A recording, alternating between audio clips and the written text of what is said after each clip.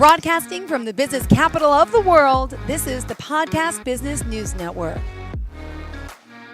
Josh Robishaw joining us here once again, the founder and CEO of his own company. It's called Matrixa Research Group. And as I learned today, he's also a cat rescuer.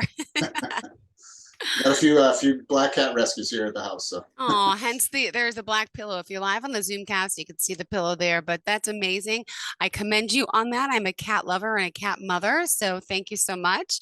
And as far as Matrixa, tell us a little bit about that. You know, new listeners today, each and every time. So let's give them a little insight into what Matrixa Research is all about.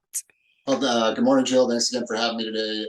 For the new listeners in the group, Matrixa Research Group. We're kind of a jack of all trades little company here. We do a number of different things. Our three main departments are basically a research department, a travel department, and then we call it a mentorship department. And then the research department primarily focuses on genealogy and historical research, things of that nature. Our travel department, which is really what we like to call our travel concierge, which is kind of what we're going to talk about today, focuses a lot on travel planning, genealogy travel, trip reports, travel reviews, things like that.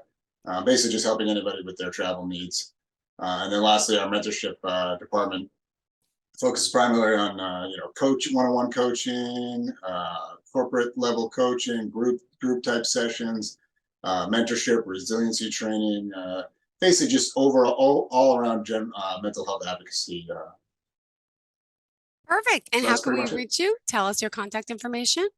We do have a website, so matrixaresearch.com. We are on most of the main social media players, so Facebook, Instagram, Twitter, and LinkedIn. And our handle for Twitter and Instagram is Matrixa_explores. And then if you just type in, Matrixa Research Group in either Facebook or LinkedIn, you'll find us there too.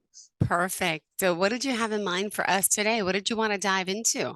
Well, we focused a lot on the genealogy stuff last week. So this week I was hoping to focus a little bit more on our travel services. Everybody loves to travel, so I figured this would be an easy one to touch on today. Every day, Matt, you know what? I think about traveling every day. I do too. Want to explore the world and do things. Like I just took my kids this weekend to Mount Vernon, New Jersey to try skiing, but it's a little vacation, like anywhere, just to try someplace new. I want to see places all the time.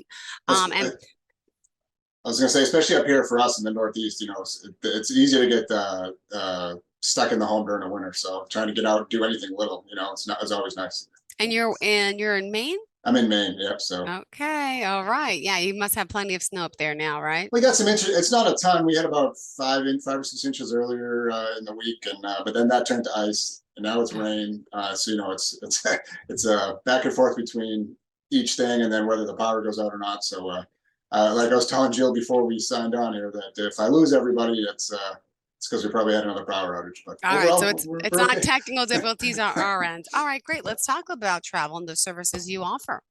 So I'm a big travel nerd. Aviation geek is one of the terms that people throw out there. I have been my whole life. I've traveled a lot with my previous roles at the government and things like that. And when I decided to start this company, I figured, how can I add in the travel piece and kind of give back to our customers, and in what capacity can I do that? So I decided to get into more of a travel planning role. We try to bring our expertise on board and basically, plan your trip from A to Z.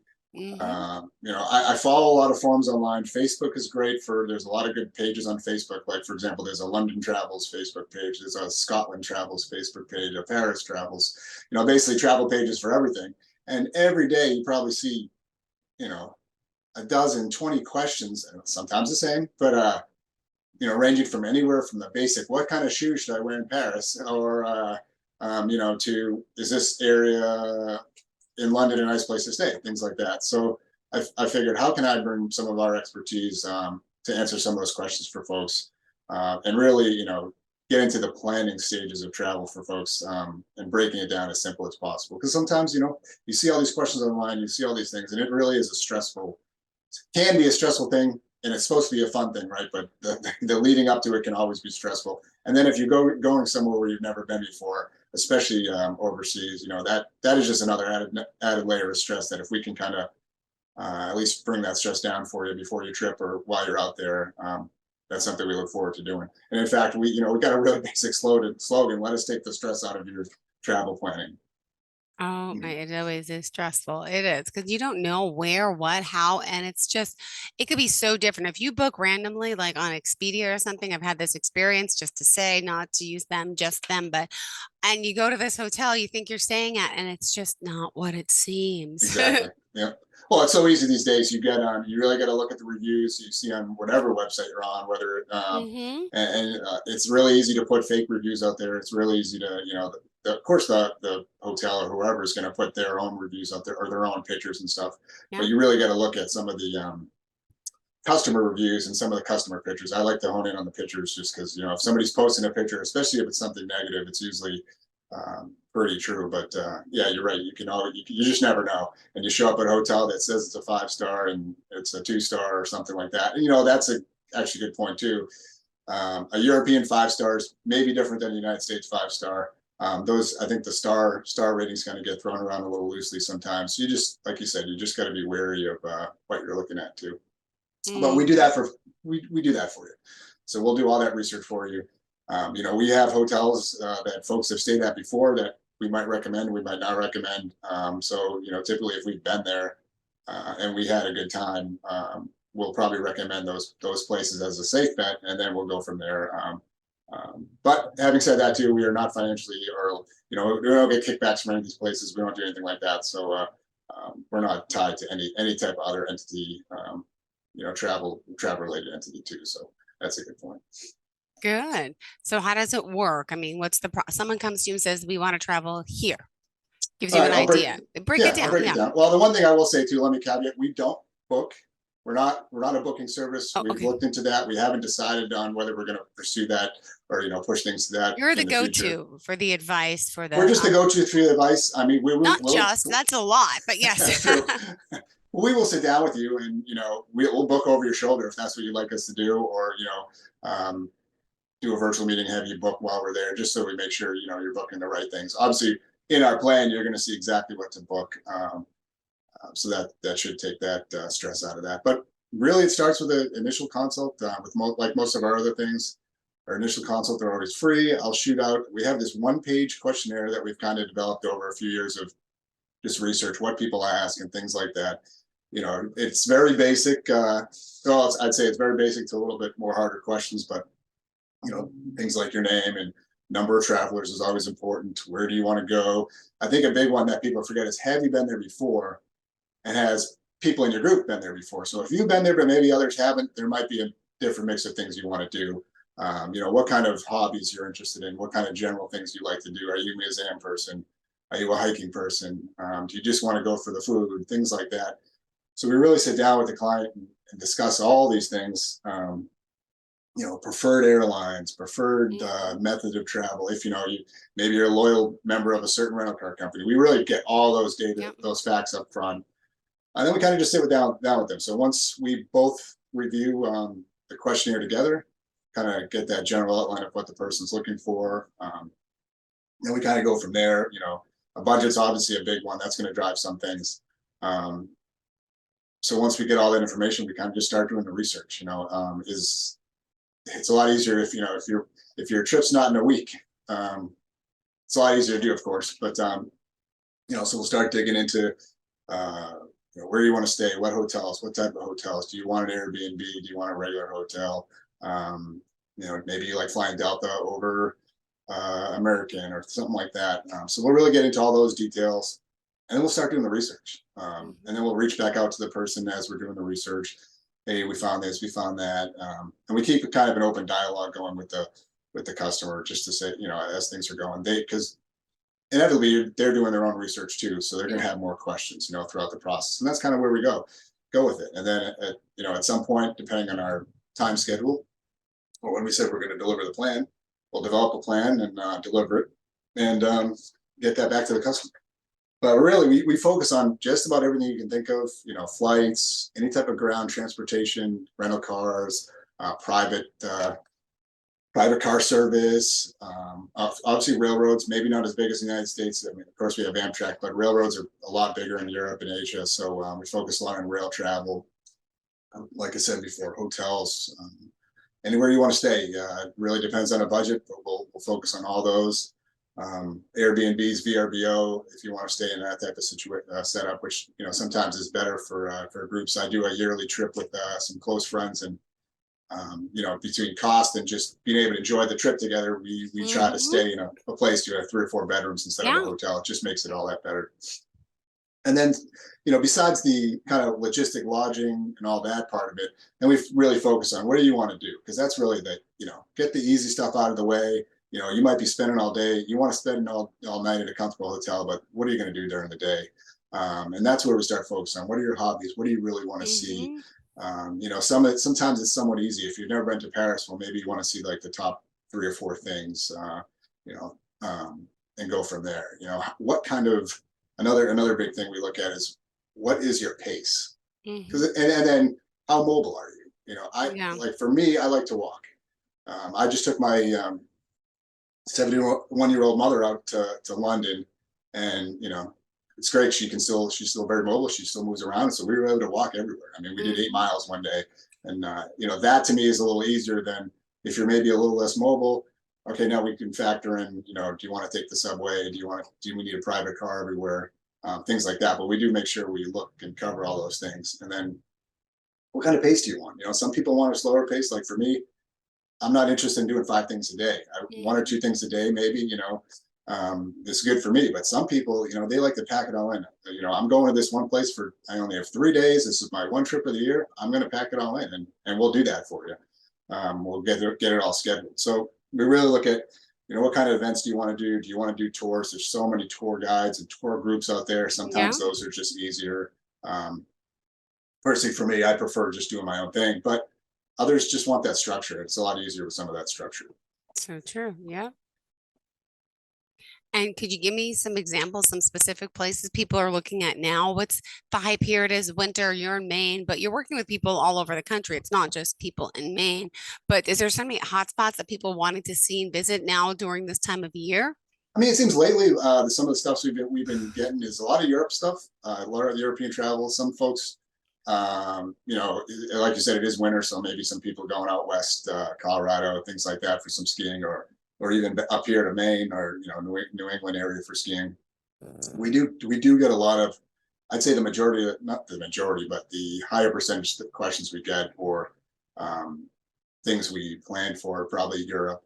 That seems to be steady throughout the year. So right now we're doing a decent amount of couple of Italy trips we got in the hopper. Right now we're doing one, Italy up to client wanted to go from Italy through the Alps, wanted to do a train ride through the Alps, and then over to Paris. So I only recently saw that on Instagram. These beautiful train rides through Switzerland. What I had no idea there were so many different trains. There is. So there is the normal trains. You can just jump on the train and go if you're actually looking to go to point A to point B. But there's a slower train called the Bernina Express that goes. Yeah. It takes a couple little extra connections. Like in this case, you're going from Rome to Milan, then you jump from Milan on an Italian train up to another town, and then you jump on their 4-hour Bernina Express to another town, and then you go up to Zurich, where in this case Zurich's just an easy connection to Paris. So for this client, they're doing a few days in Rome, do their little train trip, do a night in Zurich, maybe spend the morning in Zurich for breakfast, and then take the train to Paris the next day. So we do get a lot of that. Sadly, I haven't been on that train yet, and of course, as a train geek too, I'd love to go. But so we do get a lot of those type of things these days. Like I said, a lot of Europe planning. We have a client going off to Amsterdam. They're actually going off for their company, and in this case, they're a small business. So actually, that's kind of good to highlight too. We do a lot of work with small businesses, 1 or 2 people, 5 employee type small businesses that obviously aren't going to have their own travel department. So we do a lot of work there. In this case, the client's going out to Amsterdam for a show, the trade show type event, and they just wanted us to help them, set up plan the airfare, plan the lodging. Should they stay in Amsterdam, even though the show is 40 minutes outside the city, but there's not really any place near the show to stay, things like that. So we do some random one-off, unique ones like that, which are always fun. But like I think right now we're definitely hitting a lot of the European stuff. And can I Which, just especially being in America, a lot of people don't get yeah. out there much. So Can I just ask you about the Northern Lights? Where can we see the Northern Lights? Have you done a trip there I or? haven't done a trip there. Actually, I did have a client that was just discussing that last week. They were talking about Oh, going to Iceland, yeah, I get Iceland confused. to You go get to see see it that. from a few different places, right? You can actually. There's even places in like Scotland you can see it. Of course, up in Norway, things like that, you can get up there. It really just depends on timing. For example, in this case, actually, Iceland was an interesting one because a lot of people don't know this, but Iceland's actually not too cost effective to get to from the States. Actually, for example, like Iceland Air is a cheaper way to get to Europe because you basically do a stopover in Iceland. And a stopover, I mean, you could do a full night, but you might just do an hour, a Okay. couple hour layover. But the cost is significantly cheaper to fly Iceland Air to Europe, mainland Europe, if you do that quick stopover. But in this case, Iceland itself can be a little pricey. But in this case, the client was looking, hey, I'd like to go to Iceland. What kind of events can I see? I want to see the Northern Lights as an option. So we kind of broke down a nice itinerary for them. And, this is the first time I had seen it too. They actually have, obviously you can drive and there's locations you can go to. You can do like, road tours to the locations to see the Northern Lights. But there's also cruises. And I maybe use the Oh, term loosely cruises. It's more like, you can think of it more like a whale watch type okay. Okay. expedition where the ship goes out for like 5 hours. You have a meal on the ship, you go up to see the Northern Lights. It's kind of like an expedition, and then you come back. And so that's, when we realized that, mentioned it to the client was like, oh, this will be fun for my kids on this. It'll be an awesome time. And I think it even, from a light perspective, just being a former sailor, being on the ocean, be able to see it that way would be so much fun. So it's funny that you asked because we literally just did that. So I would say, Iceland's an easy one if you're coming from the States and you wanted to keep the travel costs down a little bit. Yeah. Or, like I said, things like Scotland or anywhere up north, Norway, Sweden, things like that. So, And there's only a certain time of the year you could see them. Is that true? Is it a I certain believe that's month? true. I'd have to confirm that one. Okay. I'm not I'm totally just up on the curious Northern Lights myself. yet. All right. All right.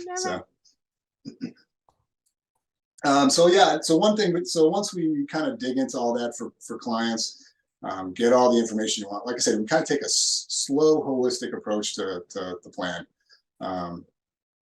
We actually started using a software this year called Travify. They're really nice visual. A lot of people like visual aids and visual itinerary type things. A nice little software package that they provide us that really breaks down day by day what you're going to do. Easy enough to link anything you want in, so the client can either go. You basically get the itinerary in a PDF format or an internet link. So you could easily go to your itinerary back and forth every day. Click on links throughout the itinerary to see where you need to go. Google Maps, things like that.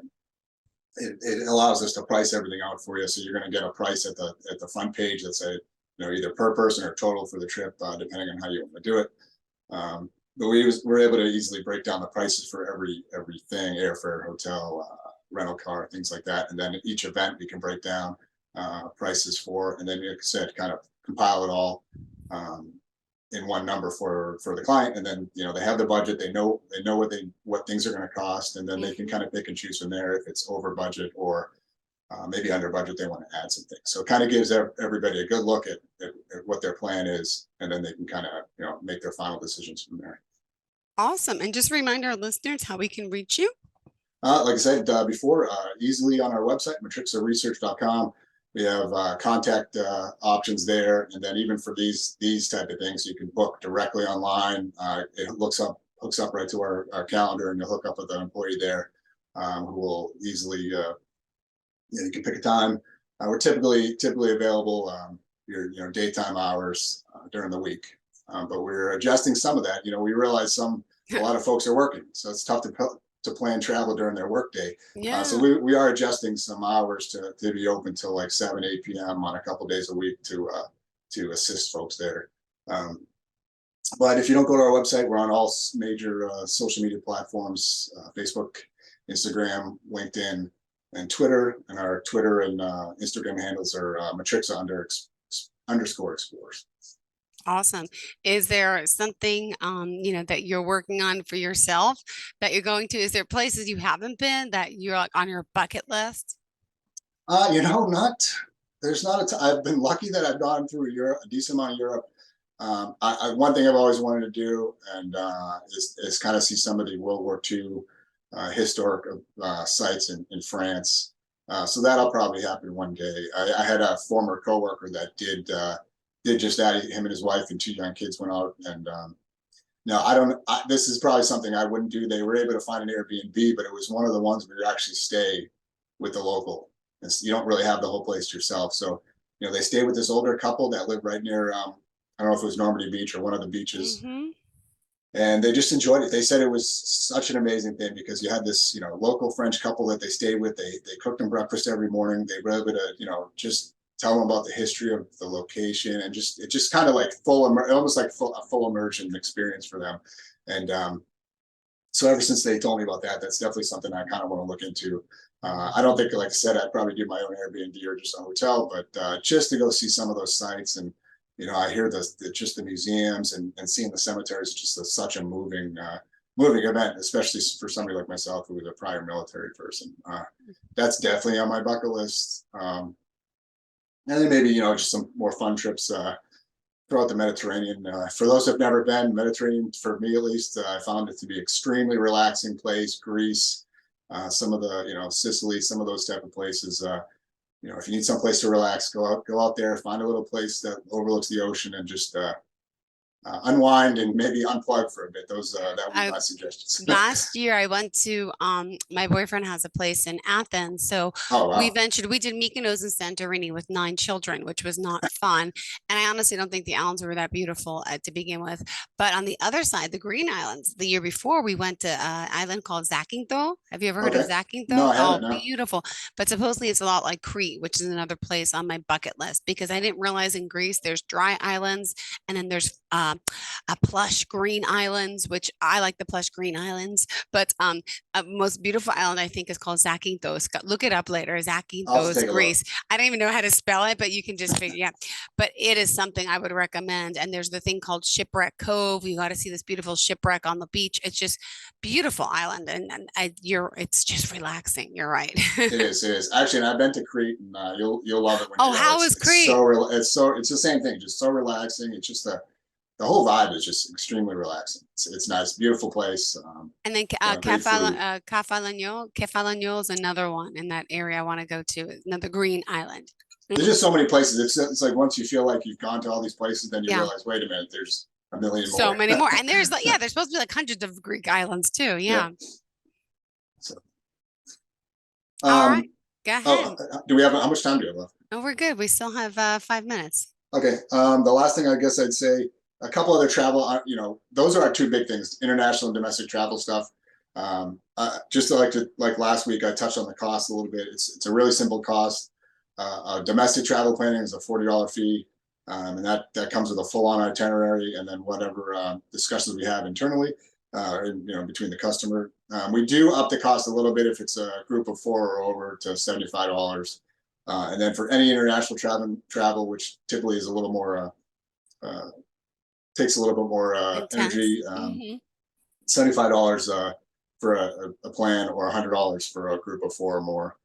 So pretty straightforward pricing there.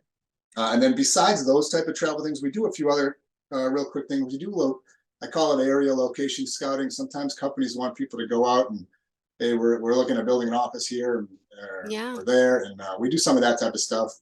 Maybe security analysis for locations. We do things like that on a much smaller scale, but we are here for that.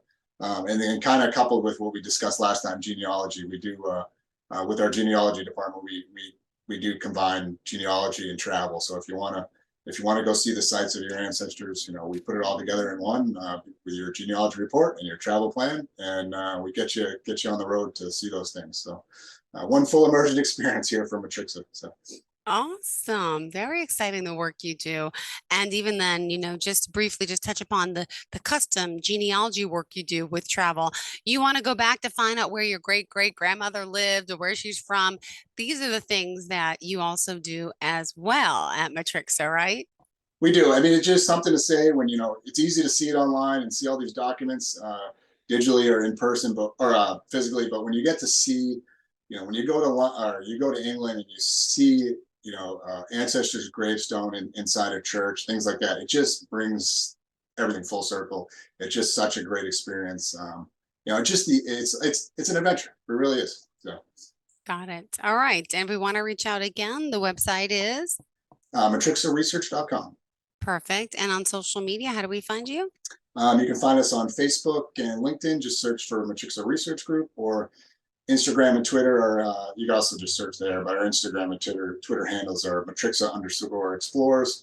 And we also have direct email too, just explores@matrixaresearch.com. Those are our, we're just everywhere, so you can easily find us. Great. So travel concierge, you got research, consulting, and then also on your website, it mentions mentorship. Could you just share a little bit about that? Yeah, we do a lot of mental health advocacy, one-on-one coaching, things along those lines. I think that's going to be my focus for our next podcast. But that is one that's near and dear to my heart with my prior military service. So we do like to do some of that leadership and resiliency coaching.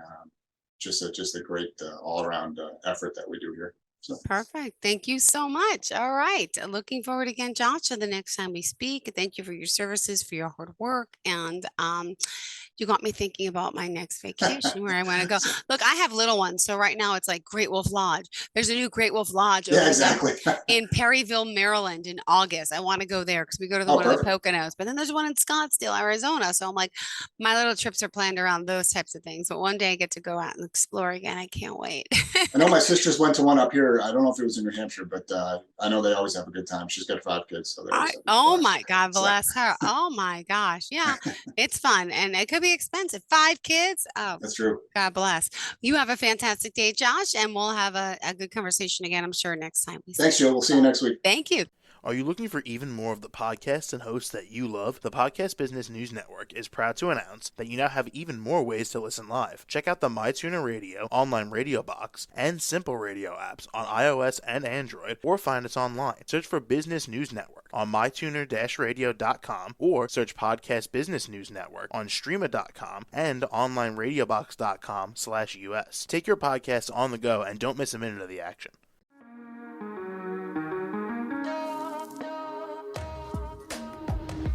Broadcasting from the business capital of the world, this is the Podcast Business News Network. For nearly 2,000 severely injured veterans, everyday life has become filled with barriers. Day-to-day simple tasks can become pretty daunting. I have to carry my chair up 2 flights of steps or have somebody do it for me. What scares me the most is just the falling. When I'm struggling with my house, I think, to have that one great barrier just knocked down, it's crucial. Home for Our Troops is a wonderful nonprofit that builds a mortgage-free, fully adaptive, handicap-accessible house. And there's no catch. It'll be our very first home that we've ever owned. This is a game changer. This is where your life begins again. We need you to join us in completing this important mission. Please visit hfotusa.org and help build homes and rebuild lives. Because of you, everything's going to be okay.